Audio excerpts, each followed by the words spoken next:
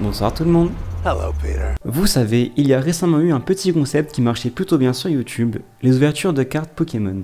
Il suffit de chercher Pack Opening Booster Pokémon sur YouTube et c'est une toute autre dimension qui s'ouvre à vous, avec des centaines et des centaines de vidéos aux vues statistiques qui en seraient presque illégales.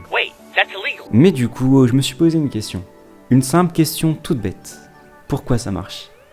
Comment ça se fait que des centaines de personnes se mettent soudainement à faire des vidéos sur les cartes Pokémon et que des millions de gens sont prêts à les regarder ?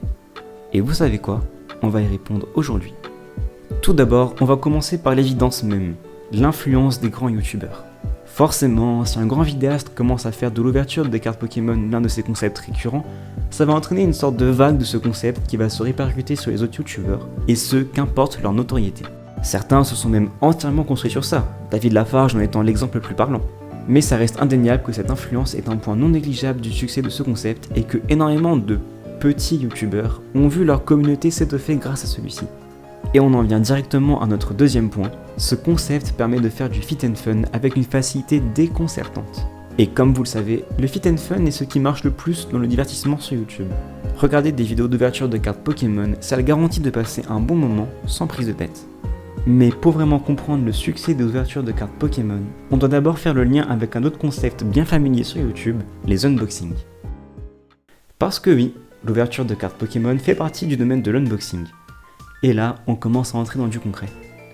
Souvenez-vous de cette période où tous les youtubeurs faisaient des unboxings de boîtes e-tech, Candysan ou autres. Où tout le concept était de commander une boîte sans même savoir ce qu'il y avait à l'intérieur et de le découvrir en temps réel. Ce concept marchait parce qu'il reposait sur une chose cruciale, le frisson de l'inconnu. En prenant une simple boîte dont on ne connaît pas le contenu, on apporte du suspense et de l'attention à la vidéo, surtout s'il y a, par exemple, possibilité de remporter le gros lot comme un objet rare ou limité. L'être humain est particulièrement attiré par le hasard, chaque vidéo d'unboxing devenant alors un sort de petit thriller du dimanche soir. De plus, faire des unboxings crée une sorte de lien spécial entre les youtubeurs et leur communauté, comme par exemple lorsque les vidéastes font gagner un des objets de l'unboxing via des concours, ou alors qu'ils alimentent leur décor par ces mêmes objets, rendant le tout identifiable au possible par les fans les plus assidus. Et ce lien est parfaitement représenté par les vidéos de type unboxing des colis d'abonnés, les abonnés devenant alors producteurs même de la vidéo. En soi, un pack opening c'est un roller coaster de sensations. C'est un peu la même vibe que lorsque vous jouez au casino ou bien ouvrez un Kinder Surprise, chacun ses références après tout.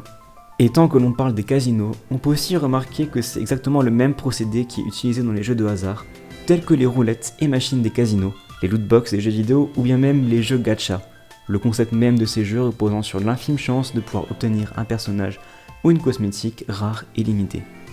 Espérer pouvoir gagner le gros lot, l'exalt de se lancer dans l'inconnu et le frisson du suspense, tout cela est pensé pour vendre, qu'il s'agisse de boîtes, jetons ou personnages. Mais bref, on diverge un peu. Revenons-en aux cartes Pokémon. Pour comprendre pourquoi ce concept d'unboxing marche tout particulièrement avec les cartes Pokémon, il va d'abord falloir qu'on se mette d'accord sur une chose importante. Pokémon, que ce soit les cartes ou bien la licence en général, c'est juste une énorme Madeleine de Proust. Réfléchissez-y 2 secondes.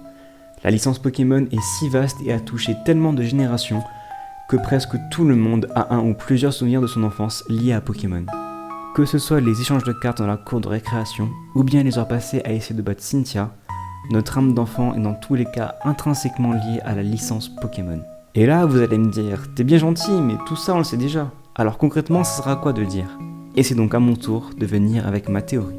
En regardant des vidéos d'ouverture de cartes Pokémon, on cherche certes à passer un bon moment et à ressentir toute l'exalte digne d'un unboxing, mais on essaye surtout de retrouver inconsciemment notre âme d'enfant. C'est pas pour rien que l'objectif de bon nombre de ces vidéos est de tomber sur le légendaire Dracofeu, l'un des Pokémon les plus connus et appréciés par de nombreuses personnes, toutes générations confondues. Toutes ces vidéos, que ce soit consciemment ou non, jouent sur la corde très sensible de la nostalgie de chacun, ainsi que sur l'aspect culte de la licence.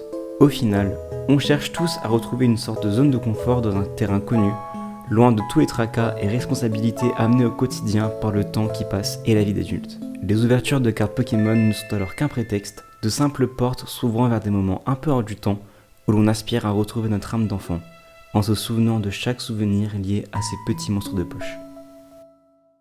Merci énormément à vous d'avoir regardé cette vidéo, j'ai essayé de changer un peu avec un format plus léger et beaucoup plus simple à faire. Je vous invite grandement à faire des retours en commentaire et de laisser un pouce bleu si vous avez apprécié cette vidéo. Comme d'habitude, toutes les sources utilisées ainsi que mes réseaux sociaux sont dans la description de la vidéo. D'autres projets un peu plus travaillés arrivent très bientôt, n'hésitez surtout pas à vous abonner pour ne rien manquer.